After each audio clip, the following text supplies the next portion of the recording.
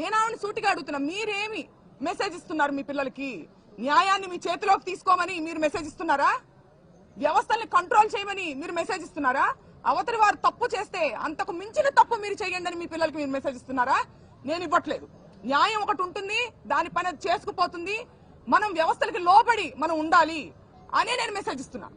ఏ చట్టం చెప్పిందమ్మా రాళ్లు కర్రలు తీసుకుని ఇంటి మీదకి వచ్చి సారీ అడగమని ఏ చట్టం చెప్పిందో ఆవిడ నాకు తెలియజేయాలి, నేను తెలుసుకుంటాను. అలాగే ఇవాళ రాంబాబు గారు రెడ్ బుక్ ని నేను కేర్ చేయను అని చెప్తున్నారు. అలాంటి మనిషి లా అండ్ ఆర్డర్ కి రెస్పెక్ట్ ఇచ్చి ఆయన వల్ల తప్పు జరిగినప్పుడు వచ్చి సారీ చెప్తారు. ఈ వ్యత్యాసాన్ని మీరు గమనించాలి. రెడ్ బుక్ అనేది ఒక కక్షపూరితమైన చర్య, ఒక డెమోక్రసీలో జరగాల్సినటువంటి ఒక పని కాదు.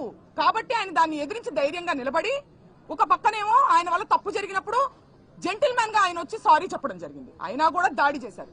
కానీ నేను చెప్తున్నాను, ఇవాళ అంబటి రాంబాబు గారు 2000 మంది చుట్టుముట్టిన ఇంటిని లోపల కూర్చుని ఒక్కళ్లే రాళ్లు రువ్వుతున్నా, కత్తులు దూస్తున్నా, గుణపాలు గోడల్లో నుంచి దిగుతున్నా ధైర్యంగా కూర్చున్నారు. ఆ ధైర్యం ఎక్కడిది? వ్యవస్థ మీద ఉన్నటువంటి నమ్మకమే ఆయనకు ఆ ధైర్యం ఇచ్చిందని నేను నమ్ముతున్నాను.